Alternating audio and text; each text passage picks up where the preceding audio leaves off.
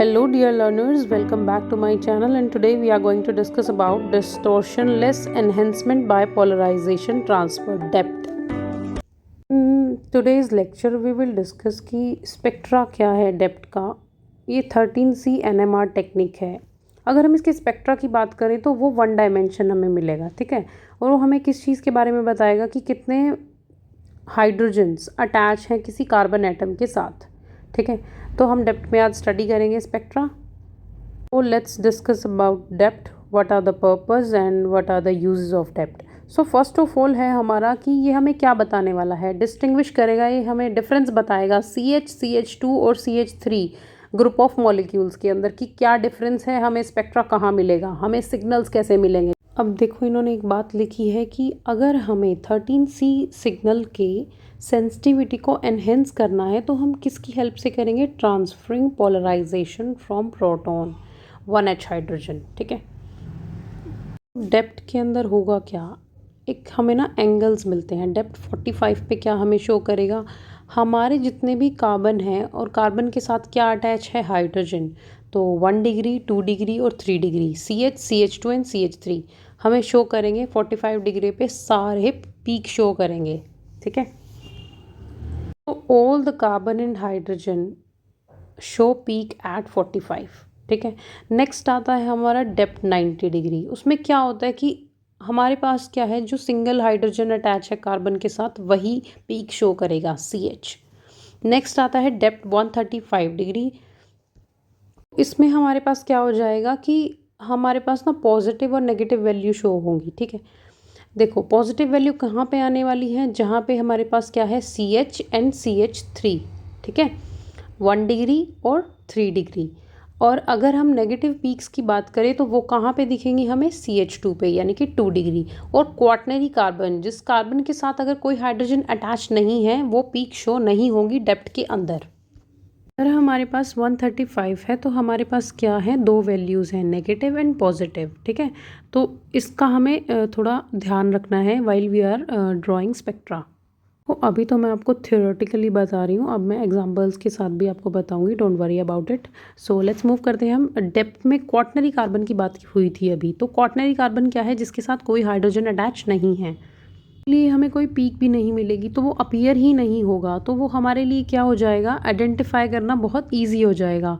ये किस चीज़ में हेल्प करने वाला है, structural assignment of organic compound. देखो अगर हमारे पास कोई भी ऑर्गेनिक कंपाउंड का स्ट्रक्चर है तो वो कितना ईजी हो जाएगा डिटेक्ट करना कि यहाँ पे कितने नंबर ऑफ कार्बन हाइड्रोजन के साथ अटैच हैं, ठीक है, ये डिफ्रेंशिएट कर पाएगा।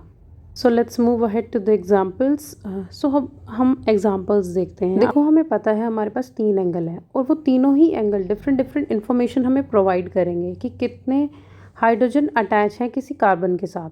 सो अगर हमारे पास 45 है, अगर डेप्थ 45 की बात करें तो हमें हर कार्बन यानी कि 1 डिग्री, 2 डिग्री एंड 3 डिग्री सारे पीक शो करेंगे 45 पर।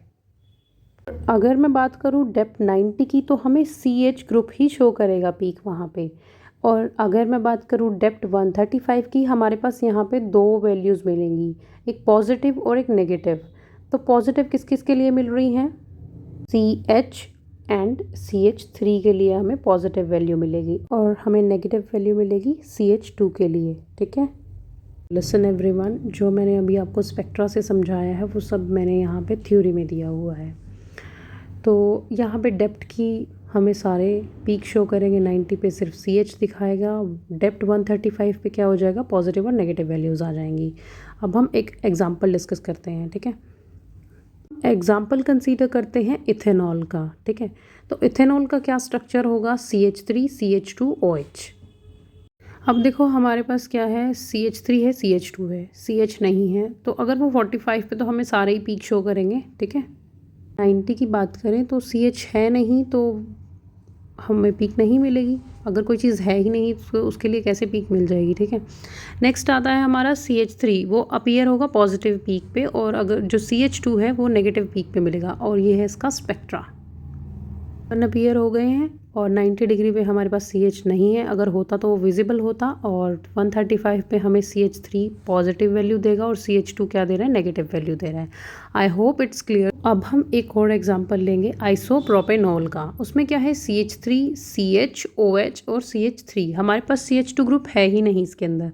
तो अब हम 45 पे अगर देखें तो सारे कार्बन हाइड्रोजन अपीयर हो जाएंगे, CH3, CH, ठीक है। नेक्स्ट 90 डिग्री पे CH कार्बन है, वो भी हमें अपीयर हो जाएगा। लेकिन अब हम बात करते हैं 135 पे, there are CH3 and CH carbon, ठीक है। तो पॉजिटिव वैल्यू मिलेगी, क्योंकि CH2 पे हमें क्या मिलनी थी, नेगेटिव वैल्यू। तो वो वहाँ है ही नहीं, तो पीक नहीं मिलेगी।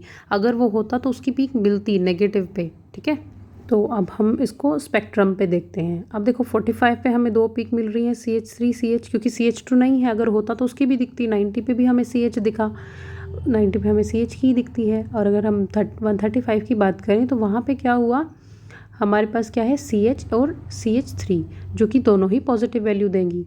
अगर CH2 वहाँ पे होता तो उसकी नेगेटिव पीक हमें मिलती। लेकिन अगर वो नहीं है तो हम पीक कैसे दिखाएंगे उसकी।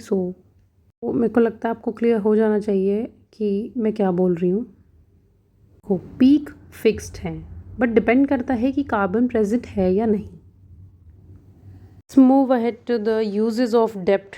सो ये हमें क्या डिफरेंशिएट कर रहा है। पहला यूज़ है इसका कि ये हमें बताएगा बिल्कुल स्पेसिफिकली कि CH और CH2 और CH3 कार्बन कहाँ पे प्रेजेंट है।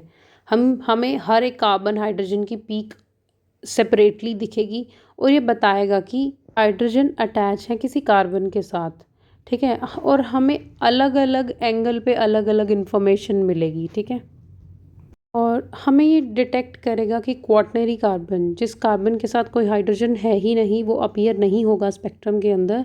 तो बहुत इजी हो जाता है लोकेट करना कि क्वाटरनरी कार्बन है या नहीं किसी मॉलिक्यूल के अंदर, किसी स्ट्रक्चर के अंदर।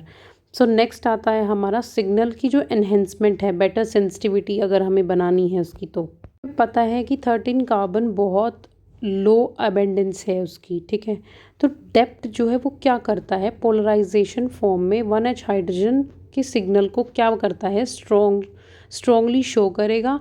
स्ट्रॉन्गर सिग्नल मिलेंगे हमें, और वो बहुत ईजीली हम क्या कर सकते हैं, डिटेक्ट कर सकते हैं। आप ये बोल रहे हैं कि अगर हम डेप्थ को कंबाइन कर दें किसी रेगुलर 13C कार्बन स्पेक्ट्रम से, तो हम इजीली बता सकते हैं कि इजीली असाइन कर सकते हैं कि कौन सी पीक किस कार्बन के लिए हमें विजिबल हुई है।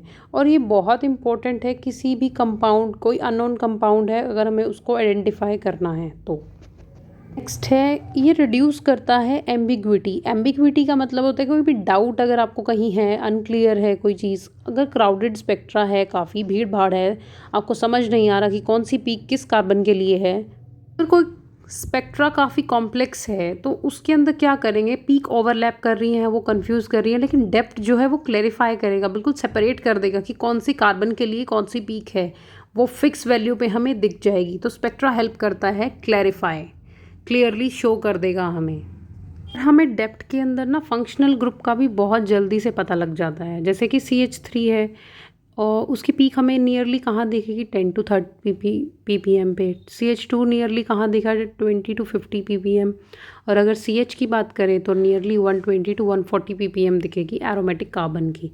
तो ये बहुत स्पेसिफिक वैल्यू है इसकी। So this is all about today's video. If you like this video then hit the like button, share and subscribe to my channel. Thank you.